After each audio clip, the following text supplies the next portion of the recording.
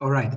I guess we take another minute or so for the last people to arrive from the coffee break, and then we start. Let me just say that as far as I understand, the YouTube link, the YouTube stream is running, and there will be people basically sitting behind the YouTube stream. This is 20 seconds delayed. Comments are received via Slack. Everyone should have a feeling what Slack is by now. And well, we look forward very much to the ICALP invited talk by Virginia Vassilevska Williams. And now I keep my mouth shut. Daniel, the floor is yours actually, right?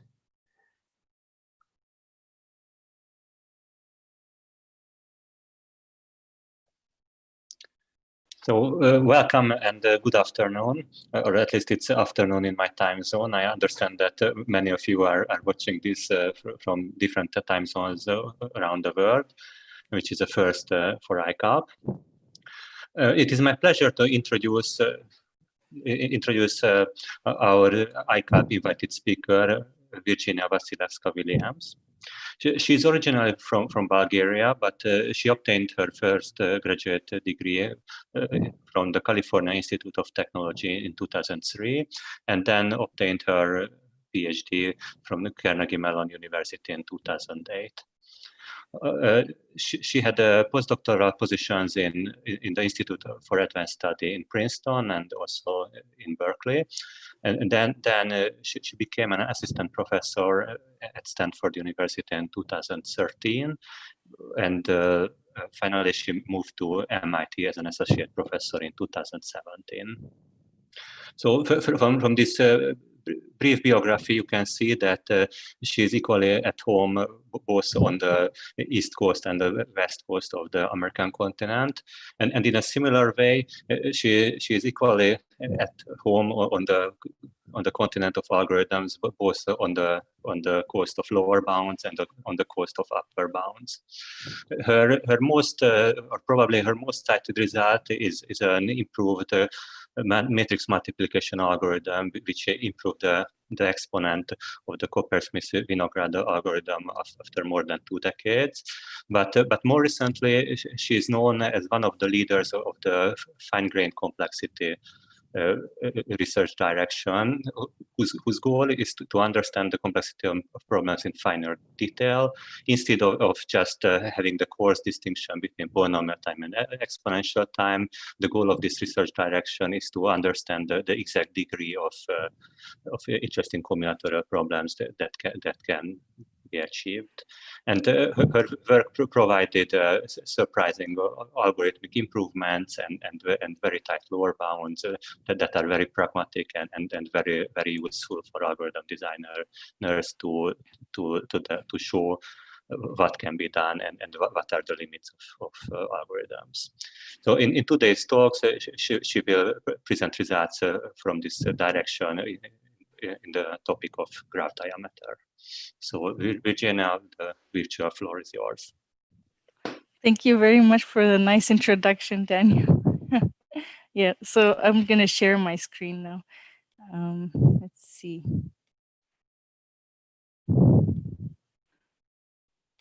All right.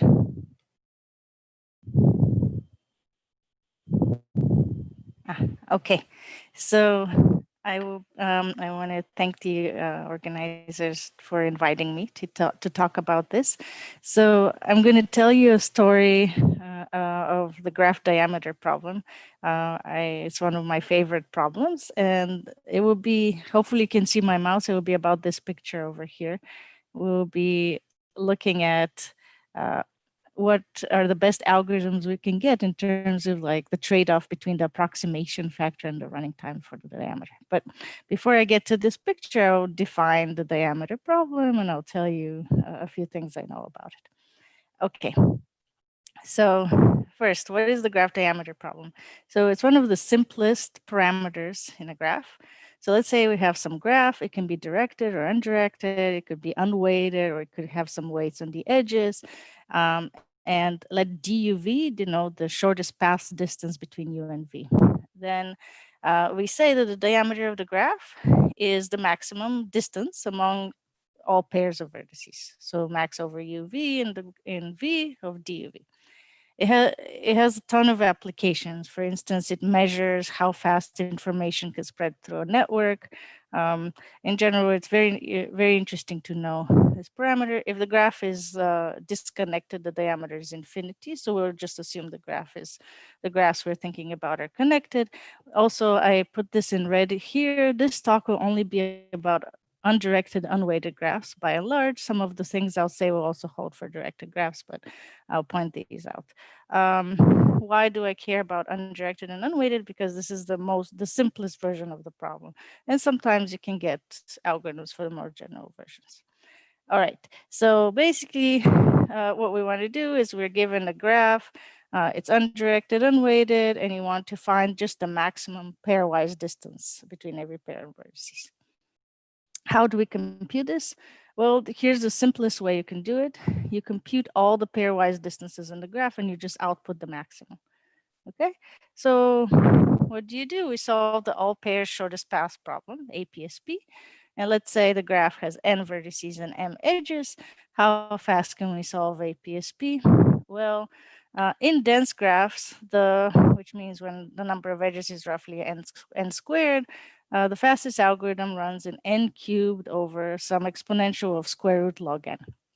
It's essentially n cubed with a little bit of an improvement. This was done by Ryan Williams in 2014. If your graph happens to be unweighted, you can do better just by using fast matrix multiplication is some n to the 2.373 right now. If your graph is sparser, you can do better. So if the number of edges is m and the m is much smaller than n squared, let's say even linear in n, then you can get close to quadratic. So mn plus n squared log n by Petty in 2004. If your graph happens to be unweighted, you can just run mn by running BFS from every vertex. Of course, the output of all pair shortest paths is n squared distances. So in particular, the output is n squared, and so you cannot hope to do better than n squared. Whereas the diameter is only one number. So why should it take n squared time to compute this single number? It's completely unclear. And so it's completely unclear why we should be computing all the pairwise distances just to get the maximum. So maybe we can do better. So is n squared necessary for the diameter? And what if I didn't want to compute it exactly? Maybe I'm perfectly happy with some nice estimate of the diameter that is within some good small factor of the true answer. Do I still need n squared? Can I get linear time then? Maybe. And the most interesting case here is when the graphs are super sparse. So let's say the number of edges is some n times poly log n is the number of vertices. I would denote this by tilde O n. So when the graphs are very sparse, then reading the input is not a problem. See, if the graph were dense, it had almost n squared edges, then you basically need to read the input to make sure that you didn't miss something from the diameter path.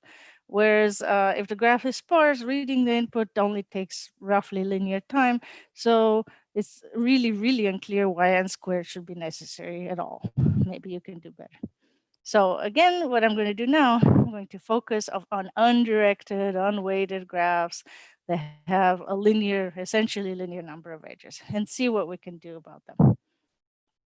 Okay, so here's my plan. So first I'm going to tell you almost everything we know about approximating the graph diameter. Then I will tell you what we know about conditional lower bounds for approximation algorithms for the graph diameter. And then I'll conclude with some open questions. I will focus on sparse, unweighted, undirected graphs and vertices and tilde O of n edges. Notably, this means a breadth first search from a single vertex runs in essentially linear time.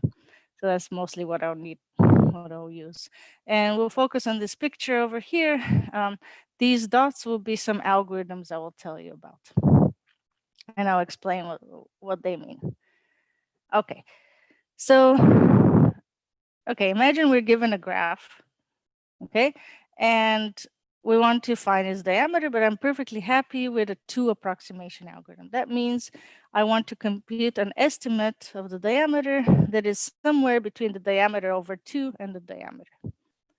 Okay, so it's between d over 2 and d, where d is the diameter. So what we're going to do is, let's say, and this is a folklore algorithm, one of the simplest algorithms for diameter is, so imagine A and B are the nodes in the graph that maximize the distance between them. So in particular, the distance between A and B is exactly the diameter. So here they are. So between A and B, the distance is d. We don't know A and B, but we still want to get a handle on the diameter. So what we're going to do is we pick an arbitrary vertex, any vertex that we want. And recall, we're going to assume the graph is connected, but it won't matter here really. So then we pick an arbitrary vertex, V, and we just run breadth first search out of it and compute all the distances from V to everything else. All right. And then we output the maximum distance between V and any other vertex. Now, let's look at the distance between V and A and V and B. Either each one of these, dVA and dVB, are lower bounds on what we compute when we output, because we output the maximum distance out of V. Now, if the distance between V and A is actually less than half of the diameter, then the distance between V and B must be at least half of the diameter. And this is because the distance between A and B is exactly d. And if the distance between V and B were less than d over 2, then we would have a shorter path between A and B. It would be d over 2 plus d over 2 plus something less than d over 2, which would be less than d. So if one VA, the distance between V and A is less than d over 2, then the distance between V and B is bigger than d over 2. In particular, this means that what we return is always at least half of the diameter, because both of these distances, dVA and dVB, are potential outputs here. Of course, what we return is some distance in the graph, so it's also at most d, and therefore we return a 2 approximation. The estimate we get is between d over 2 and d. And the running time is a single run of breadth first search from a single node, and that runs for our sparse graphs in essentially linear time. Okay, so this is the very simplest algorithm that estimates the diameter. Pick an absolutely arbitrary node, and and you'll find at least 2 approximation. All right, so what we really exploited is the triangle inequality. So let's see what else we can do with the triangle inequality.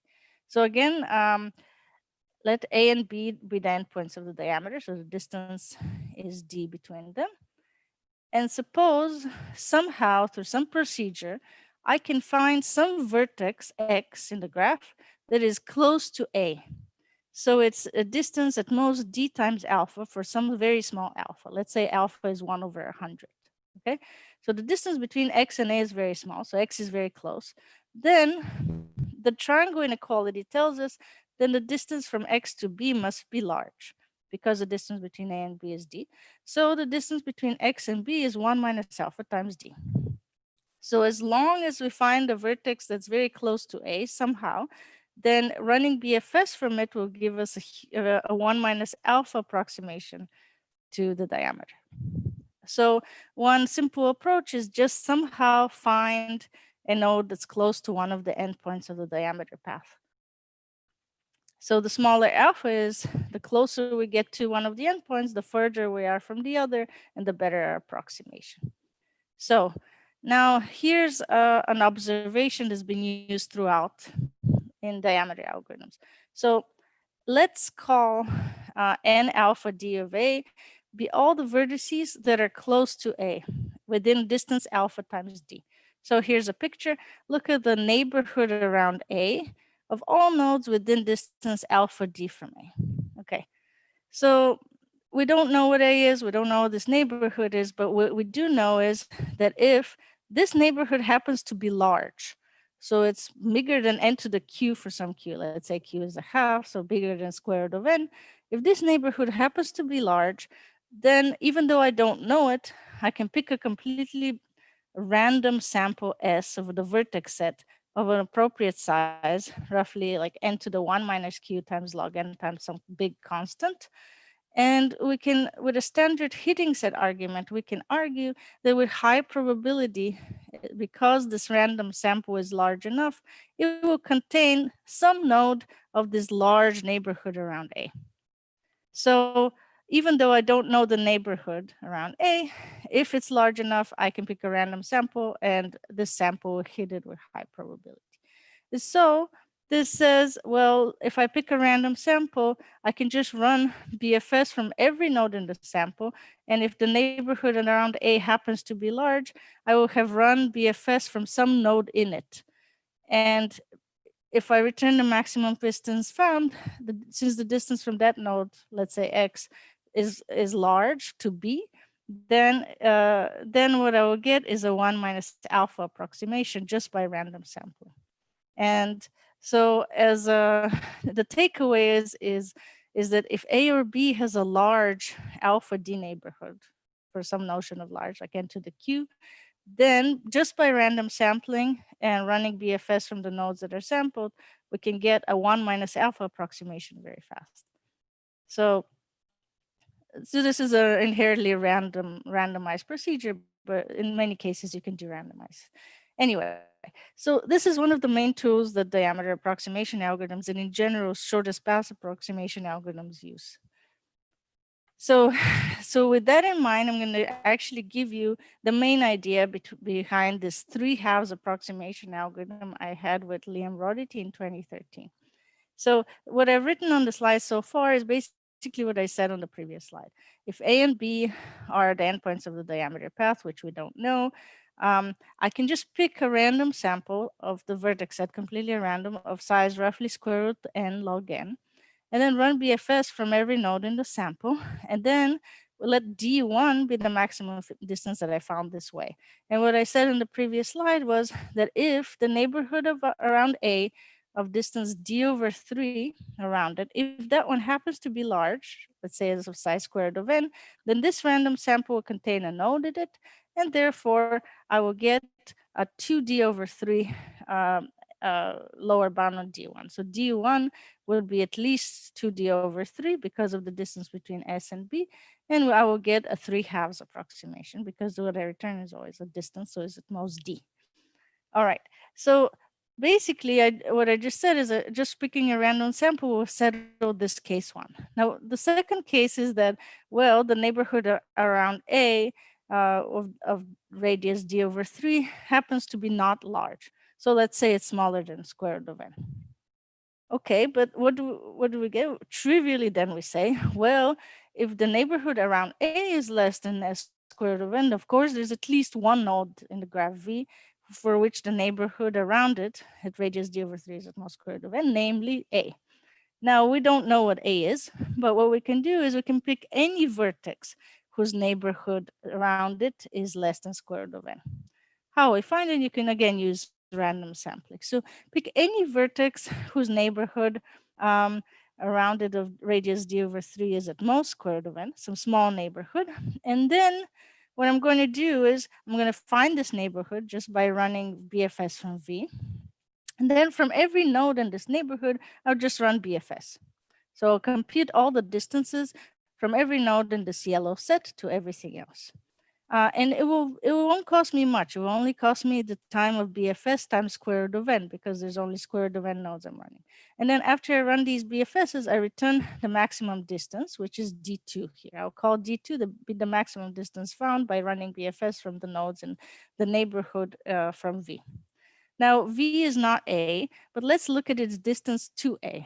So one case is that the distance between V and A is actually 2D over 3, at least. But then we're done because the distance from V to A is one option for D2. So D2 will be at least 2D over 3. So it must be that if D2 is not good enough, then the distance between V and A is actually less than 2D over 3. Okay, but then look at this node on the shortest path between V and A that is a distance exactly D over 3 from V. And that node is in the yellow part, so we ran BFS from it. But because this distance is less than 2d/3 and this distance is exactly d/3, then the distance from x to a is actually less than d/3. But just like we've been talking about the triangle inequality, this means that the distance from x to b is at least 2d/3, just because of our triangle inequality. So even if the distance from this arbitrary node v that we found to a is small, we have found a node that's close to a, and therefore we have discovered a distance that's large enough. So in the end, you return the maximum of d1, that should be a 1 here, d1 and d2.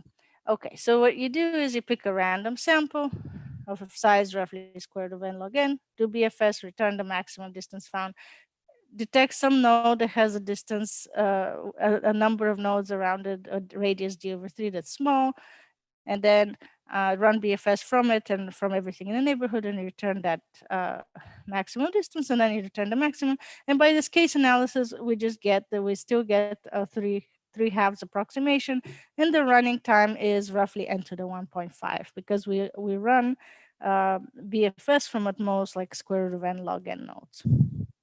So this is pretty much the entire algorithm up to some details.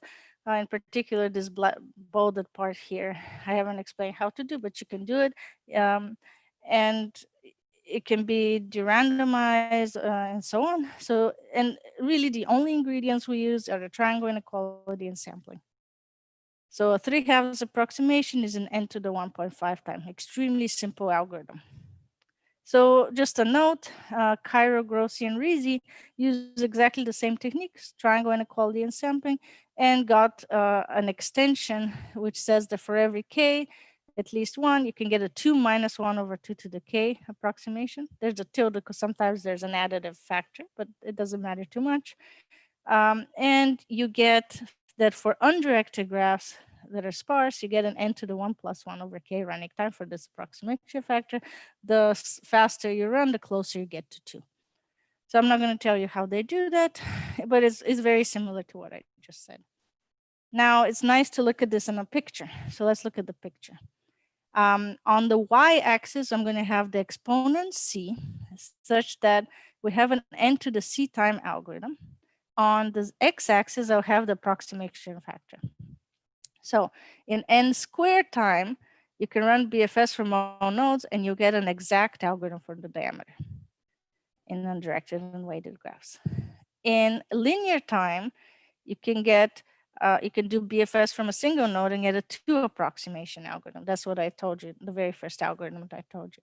And the algorithm from 2 slides ago is an algorithm that runs in n to the 1.5 time and gets a 3/2 approximation. That's that one. And the orange dots over here, there's infinitely many here. I couldn't put them all on the slide. So these ones are the Cairo, Grossi, and Rizzi algorithms that extend for all undirected graphs. So this is what is known. Actually, these are all of the known algorithms for diameter approximation, and the red ones are the only ones that work for directed graphs. There's only 3. All right. Any questions?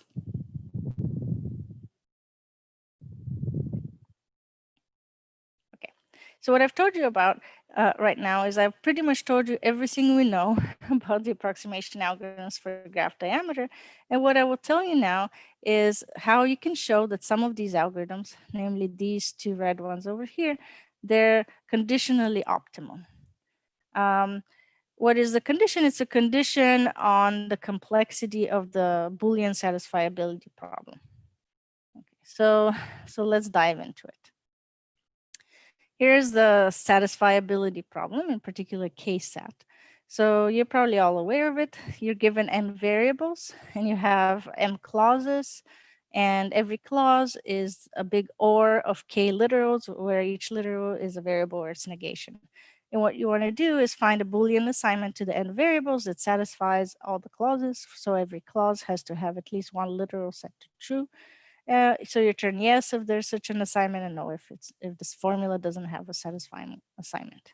The best known algorithm for this problem is very close to the exhaustive search algorithm. The exhaustive search algorithm just tries all possible 2 to the n assignments, plugs them in, checks whether they satisfy the formula. The best known algorithms, they run in something like 2 to the n minus some constant times n over k for various constants c, and a polynomial in the number of clauses. So unfortunately, as the length of the clauses grows, this goes to 2 to the n. So it's very unsatisfactory. The longer and longer the clauses get, the closer you get to the exhaustive search algorithms. And in particular, there's no 2 to the n to the 1 minus epsilon time algorithm for any epsilon that works for all k, for k sat. So of course, sat is NP hard. So probably if p is not equal to NP, we don't have a polynomial time algorithm for it. But people also believe that sat requires 2 to the n minus little o of n time because of the lack of good algorithms here. In fact, this was formulated as a popular hypothesis called the strong exponential time hypothesis, SETH, in 2001. This is one of the most widely used hypotheses in fine-grained complexity. And basically what this hypothesis says is that for every epsilon, there exists some clause with k so that k-sat cannot be solved faster than 2 to the n to the 1 minus epsilon time. So the closer you get to 2 to the n, you can still pick a width of the k-sat formula with k so that you cannot beat 2 to the n by this much. Essentially, it says that CNF sat requires 2 to the n minus little o of n time if the clauses are, you have a linear number clauses. Okay, so Seth is one of the most famous hypotheses. Now, there is a polynomial time problem that you can use instead of the satisfiability problem in the following sense. So let's consider, oh yeah, of course, Seth is much stronger than P not equal NP because, as I mentioned, it's really about 2 to the n, not only about super polynomial. So, oh yeah, so let's look at this polynomial time problem. It's the KOV problem.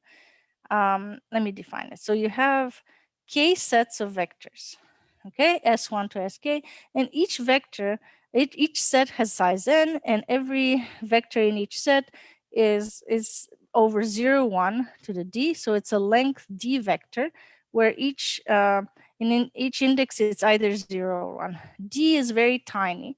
It's very close to log n. It's a little bit more. So let's say log n times log n, something like that. And what you need to decide is whether you can pick a vector from each set. So U1 in S1, U2 in S2, and so on, UK from SK, so that these U1 to UK, they're orthogonal. So in the following sense, so for every coordinate, because these vectors are binary, for every coordinate, you cannot have all of the vectors be 1. At least one of them has to be 0. So that's what orthogonal means. So the sum over all the products, is 0. This is equivalently you're saying that for every coordinate, one of the u sub i's must be 0 in that coordinate. So why do I care about this KOV problem? What does this have to do with SAT?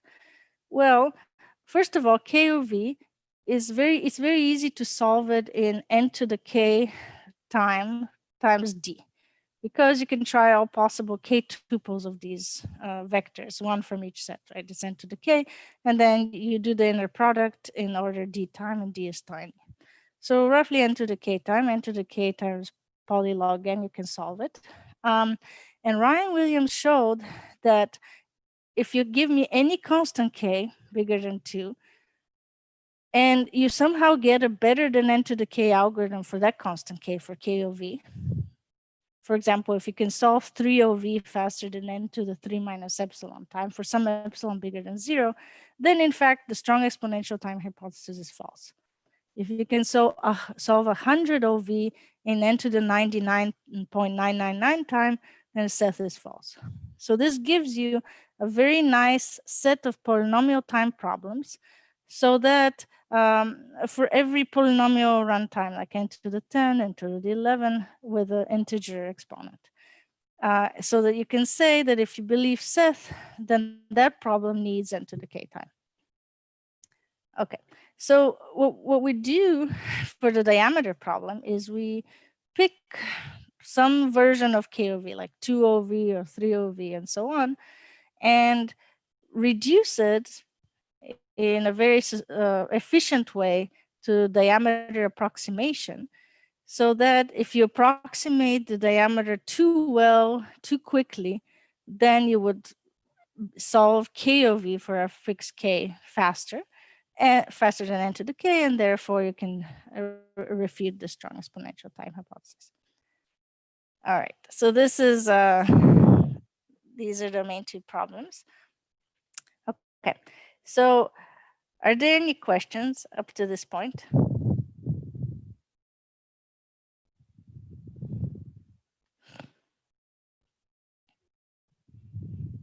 Okay, well, stop me at any point if you do.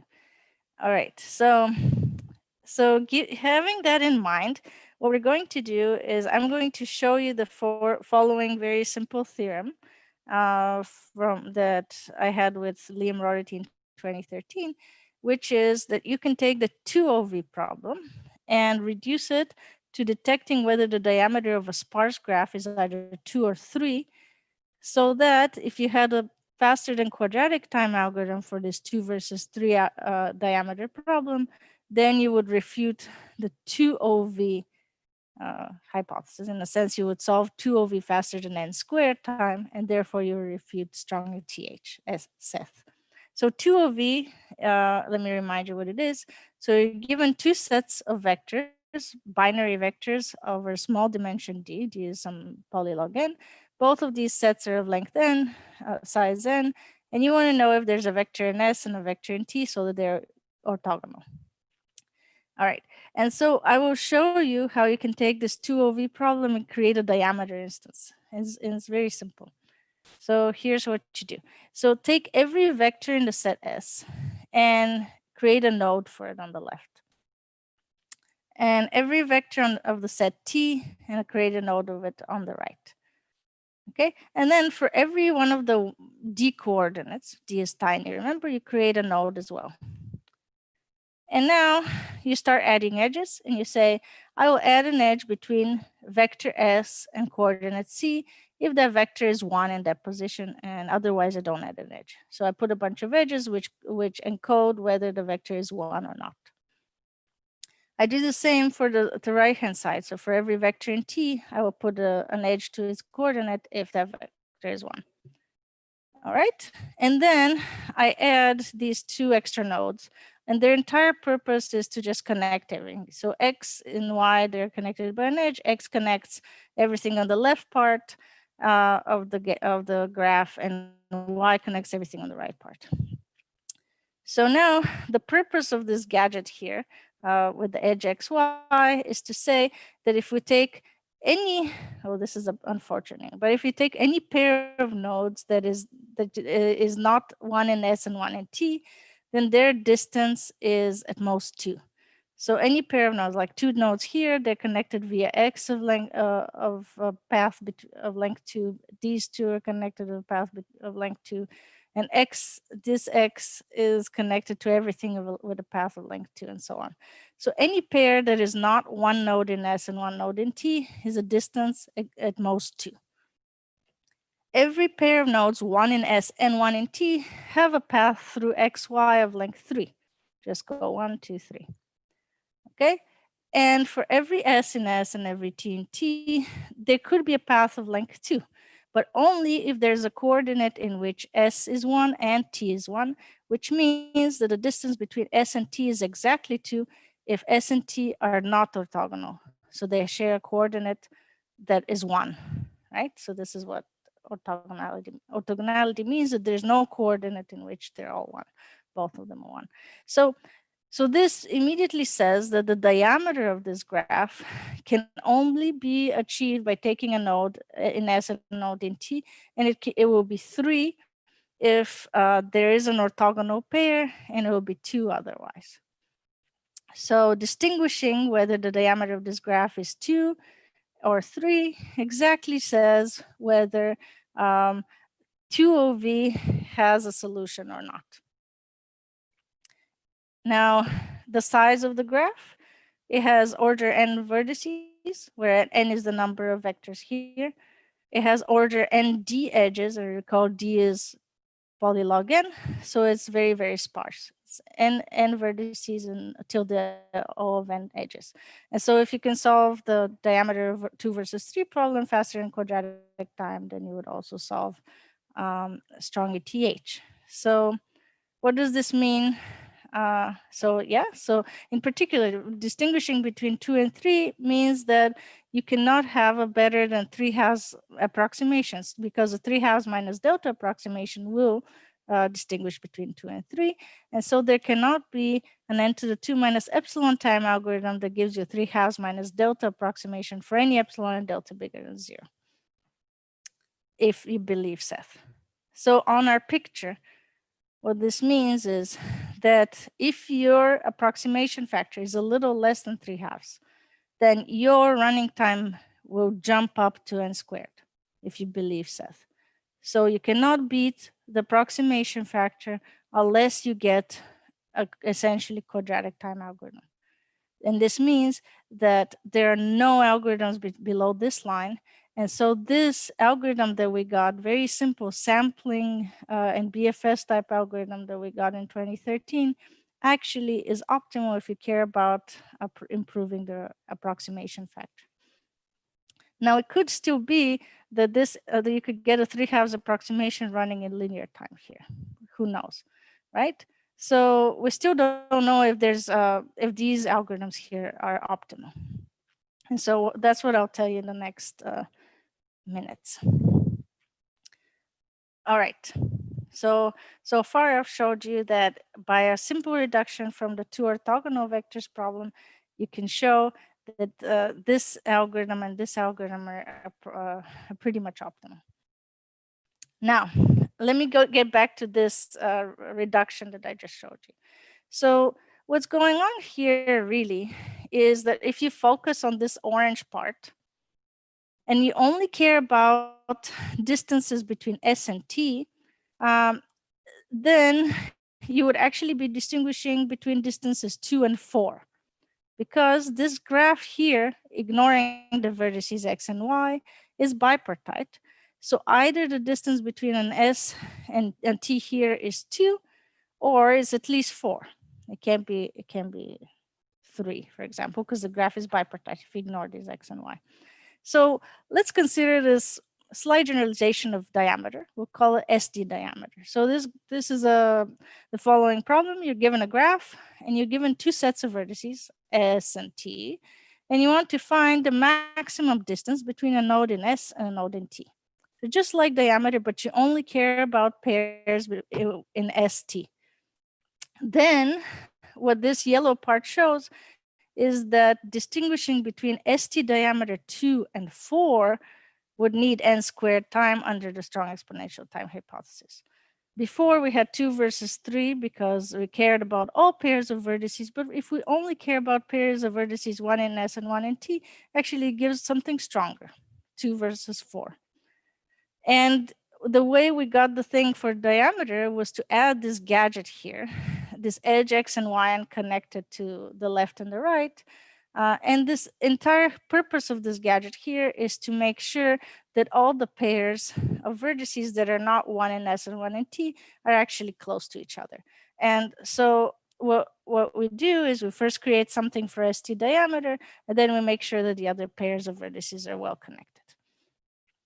All right, so we want to solve diameter, but we define ST diameter. And the approach is we first give a time approximation lower bound for ST diameter, which happens to be easier to show because you only care about these pairs of vertices. You don't really care about the rest of the vertices at all, about their distances. And then you work hard to create some gadgets and get lower bounds for the diameter as well. So what I'm going to show you next is just an ST diameter lower bound.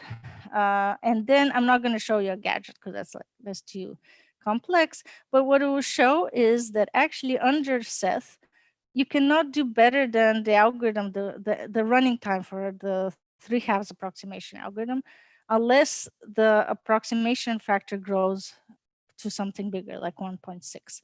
So there's no n to the 1.5 minus epsilon time algorithm for 3 versus 7 ST diameter. Then if you add the gadget, 5 versus 8 diameter. So this will be the final like construction I'm going to show you. And we'll just focus on ST diameter and we'll get a gap that's bigger than 2, 3 versus 7. So in the previous in the previous construction, we care about 2 OV, but now we're going to look at 3 OV. As I mentioned, there's a whole host of problems, KOV, for every integer k that you care about, for which you can get a problem that requires n to the k time under Seth. So here I'm going to pick the problem 3 OV that requires n cubed time under Seth. So 3 OV is now you have 3 sets of vectors, short vectors, binary, and you want to know whether there's a vector, one from each set, so that all 3 of them are orthogonal, which equivalently means for these 3 vectors, there's no coordinate in which they're all 1. All right, so we'll start, we'll have a very similar graph to before, but slightly more complicated. So we'll first take every pair of vectors, one in S1 and one in S2, and I'll create a node for them. There they are, S1 cross S2. Then the graph will be symmetric. So for every pair of vectors in S2 and S3 now, I'll create a node here. So far I have roughly n squared nodes because we have a node for every pair in S1 and S2 and S2 and S3. So 2n squared nodes right now. Then I'm going to create in the middle some small number of nodes, which will correspond to a vector in S1 and 2 coordinates. So here that will be n times d squared nodes, which is roughly n because d is tiny. And here symmetrically, I have a pair of coordinates and some vector in S3. So these are the nodes in my graph. And it will be an instance of ST diameter. So we only care about the distances between S and T here. Now I have to tell you the edges. The edge construction right now, you don't have to pay attention to it too much, how I created it, but you'll see in the next 2 or 3 slides why we did it this way.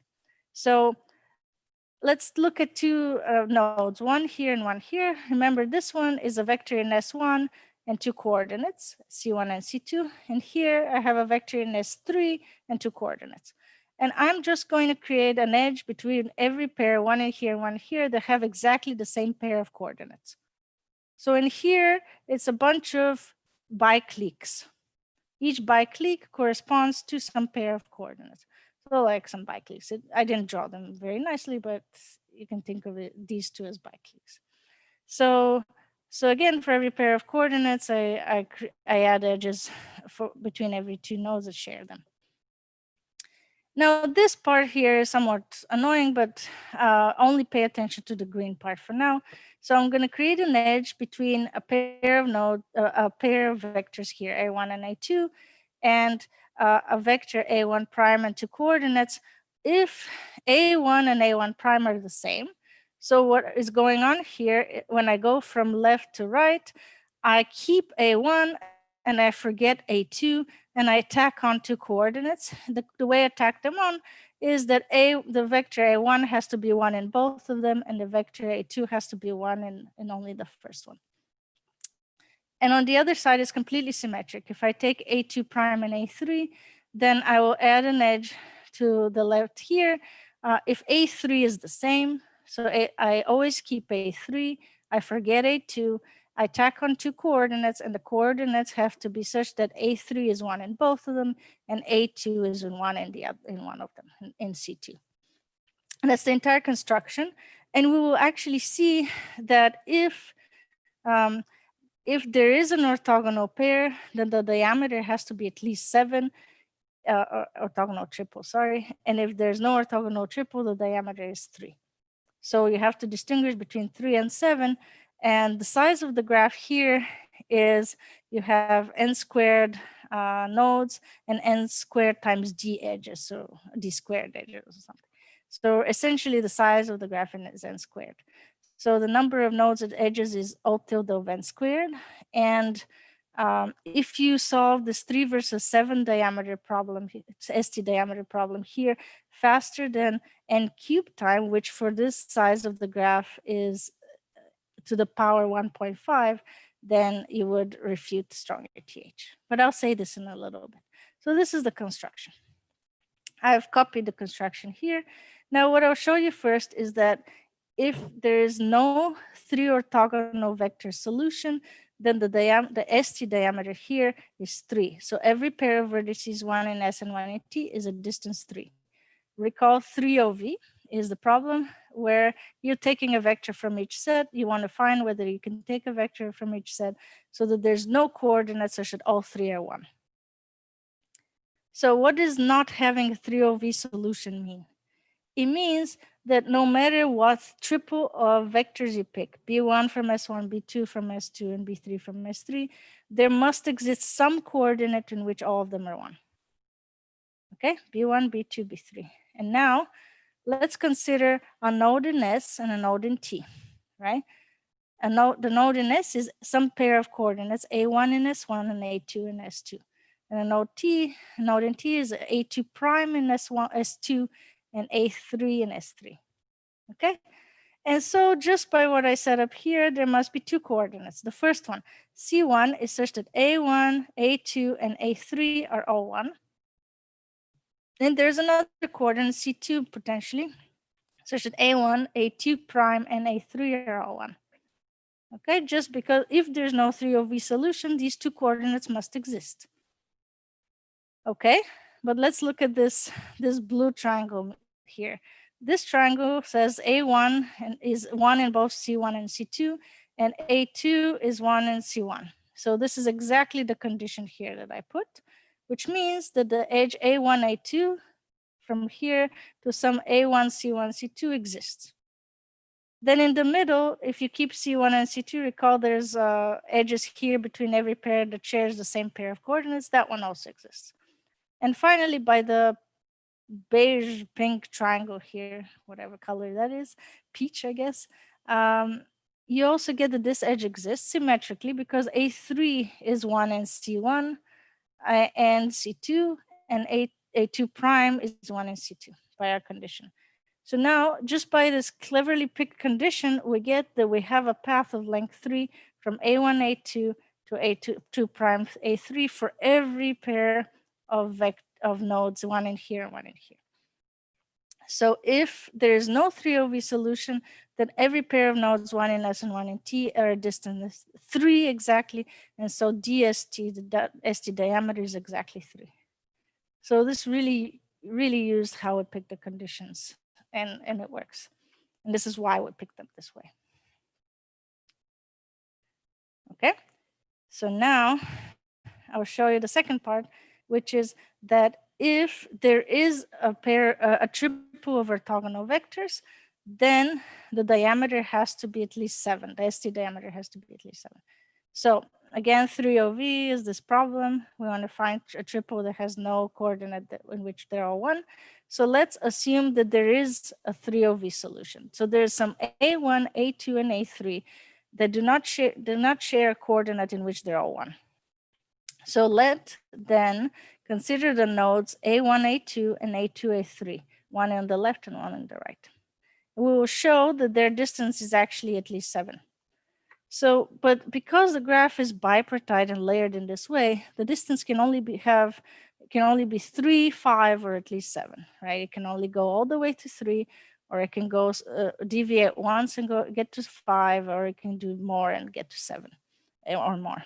So you see, the distance cannot be 3 by the way we designed our conditioning, because if the distance were 3, then A1, A2, and A3 must share C1, for example, And there'll be one in C1 because you will go through C1, C2 in both of these cases. So both A1, A2, and A3 will be one in C1.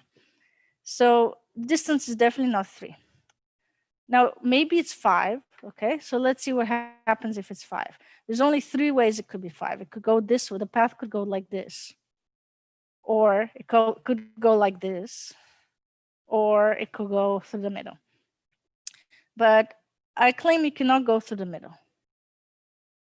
So the reason why it cannot go through the middle is because if it takes an edge from here to here, then this edge says that the pair of coordinates is the same. And this here, it says the pair of the coordinates is the same. And this edge here says the pair of the coordinates is the same. So this means this one and this one must also have an edge between them by transitivity. And so if the path deviates like this, actually the distance is 3. Okay, so it's definitely not this case. So it's one of the previous 2. So let's assume it's this case. The other case is symmetric. So if the distance between those 2 is 5, and let's say it looks like this, we will see immediately a contradiction, and this will mean that the distance must be at least 7. So look at this. So again, we assume that we look at A1, A2, A2, A3, where A1, A2, and A3 are a 3OV solution, so they cannot have a coordinate in which all 3 of them are 1. So now, okay, so let's look at this path. We claim this path looks like this and it exists. So by our condition, let's look at what happens. A1, A2 is connected to some node here, but this means that the only way it could have an edge here is if there's an A1 here with some pair of coordinates, because this is how we connect edges in S and edges in X, is if they share the same coordinate, the green one. So now let's go down here. Again, it has to have the same A1, maybe with some other A1 to A2 prime, but we don't care which one. But the point is A1 is the same. Now, when you go here to the next layer, A1 is the same again, and you go to some pair of coordinates. We don't know which ones. But then when you follow the next edge, you keep the same pair of coordinates and you go to some A3, but the A3 must be the same as the A3 here because of the conditions of this edge. So now this means that if your path looks like this, then this portion of the path goes through A1, C1, C2, C1, C2, A3, and A2, A3 for some C1 and C2. But now we look at our conditions and we see that from our conditions, we have that A1 must have a 1 in coordinate C2 because it's 1 in both C1 and C2. And similarly, A3 must also be 1 in C2, and A2 is 1 in C2, just by our conditions. So from this path of length 3, because we didn't forget A1, A1 is kept here, we get that A1 it has a 1 in C2, and so A2 and A3 also have a 1. But that means that they're all 1 in some coordinate, and this cannot be a 3OV solution. There's no way. So this means that the distance cannot be 5. It can't be 3, can't be 5, so it must be 7, at least 7. It could be worse. So this means the distinguishing between whether the ST diameter is 3 and 7 is exactly the same as distinguishing about whether there is no 3OV solution and whether there is a 3OV solution. What we did later was that we added on this big gadget to make all the other pairwise distances not matter and only get the diameter for distances between S and T. And this made it, instead of 3 versus 7, made it 5 versus 8 for diameter, not ST diameter. And it meant that if Seth is true, then you need n to the 1.5 time to distinguish between diameter 5 and 8. This is because the graph I just created, plus the extra gadget that we tacked on later, has only n squared times d squared edges of nodes, which is tilde O of n squared. And if you let big N be the size of this new graph you created, then if you got a better than n to the 1.5 algorithm in terms of big N, then you get a bit better than n cubed algorithm for 3OV for little n, which would refute Seth. So therefore, distinguishing between diameter 5 and 8 requires this much time. Now, in our picture, let's put 8 over 5 here. This is 5 versus 8 right here. It's 1.6 as opposed to 1.5, so it's a little bigger. So this means that if you want your running time to be better, then then this point here, the 3/2 approximation algorithm, then all of a sudden your approximation factor grows to 1.6. So this means that this point is actually optimal, even for improving on the running time and for improving on the approximation factor. And there are no, if you believe the strong exponential time hypothesis, there are no algorithms in here. We don't know what's going on here. Are there algorithms in here that are better than these orange ones? And recall the orange algorithms only work for undirected graphs. Are there any algorithms between this one and this one for directed graphs? We don't know. So this is all we know about diameter approximation algorithms in the worst case. And the same algorithms approaches and hardness approaches are applied to many variants of diameter. So like round trip diameter, the bichromatic diameter, for the graph radius problem, for the graph eccentricities problems, even in other models of computation. If you look at distributed computing, you can apply the same, pretty much the same algorithms ideas and rephrase them for distributed in the distributed context, and you'll get similar kind of algorithms there for diameter estimation.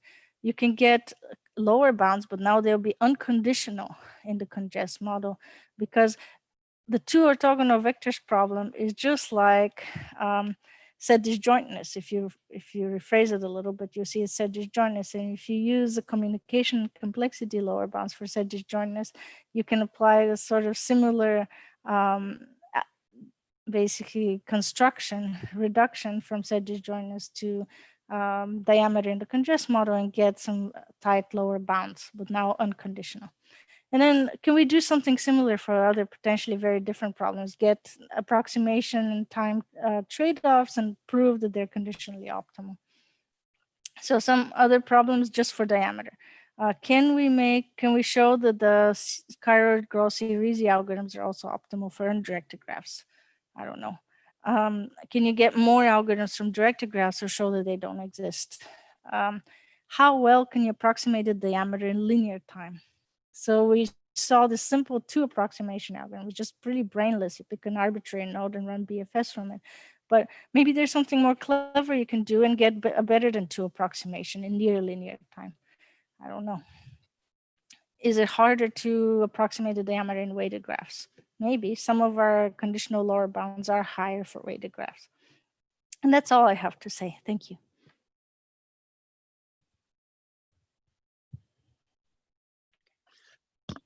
Thanks, Regina, for this very nice and interesting talk. We have a couple of questions on Slack and also here in the chat. So first from Yossi Azar, is it also hard to distinguish between diameter 2K and 3K or 5K and 8K for arbitrary K? Yes, it is. That's a great question. So yeah, you can distinguish between diameter 2T and 3T, through 2K and 3K. You can show that it's also hard. 5K and 8K, I think so too, yeah. Okay, and David, if you are here, maybe you can ask a question. Yes, thank you. Actually, just a small question. So you show for approximation factors between 1.5 and 2, there is that curve of CGR14. And yeah. I'm just curious, what would be the dot in CGR14 for an approximation factor of 1.6 exactly? That one. But this one right here, there's no 1.6. The next one is 7/4. That's the best approximation factor that you can get with CGR14. Yeah, that's the best one. So 7/4. Well, the one after 3/2 is 7/4. Thank you. Yeah, it's a good question. It would be great to do something here as well. Yeah.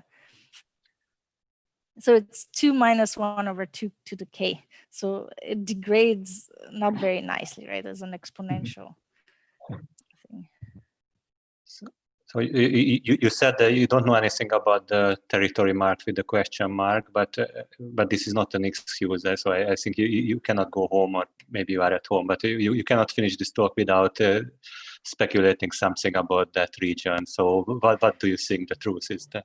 Okay, so I can give you a very huge speculation, which is that this 8/5 we got it for undirected graphs, but for directed graphs and weighted graphs, actually for weighted graphs, you can get that distinguishing between 6 and 10, which corresponds to 5/3. Requires n to the 1.5 time. So I would maybe you can make this 5/3 hardness also work for undirected and weighted graphs. And second, is very possible, I don't know, that you can get a near linear time algorithm for a diameter approximation that runs that gives you a 5/3 approximation. So maybe that's the right answer. And maybe like, yeah. So the first CGR algorithm is optimal, and then it's linear time, or do you understand? So, well, this one, no, it would basically 5/3 would mean that these are not optimal at all. Like you could get better than. Yeah. I see. Okay. The reason why I'm speculating, so I'm not just saying this arbitrarily, but this actually happens for eccentricities. The eccentricity problem is now you want to compute for every vertex the furthest distance out of it, not only the maximum distance, but for every node its maximum distance. So that's this eccentricities problem, and there we can actually show that you can get a 2 approximation in linear time. And this point here is no longer 3/2; it's 5/3. So there's only 3 algorithms. There's the exact algorithm in n² time. This algorithm here with 5/3 approximation factor and a linear time 2 approximation. So it kind of corresponds to this, and then you can show that all 3 are optimal in a sense. And then even though the CGR algorithms actually extend for eccentricities, they turn out to be beaten by the 2 approximation in linear time. So I'm thinking maybe something like this could happen for diameter as well. Do you have an example of lower bounds that have a curve form, like? Yeah. So can I? No, I can't draw. I don't know if I can draw. Maybe. Pen. Oh, maybe. Let's see. So let's if we look at ST diameter. Oh my God, I don't have my tablet. ST, can you see this? Yes.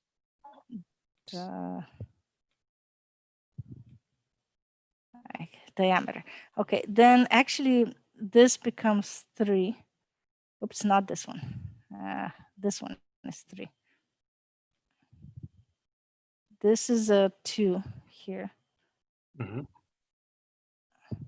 And for ST diameter, the lower bound curve looks like this. Like that. And these 3 algorithms exist. We don't know anything about algorithms here, but we know that all 3 of these are optimal. So it's possible that for diameter, something like this could exist. Maybe for diameter, you have like some 5/3 here. I don't know where it is. My skills with a mouse are not very good, and maybe something like this happens. I don't know. And maybe this isn't. So this actually, the lower bound curve does happen for directed graphs, but we don't have this algorithm here.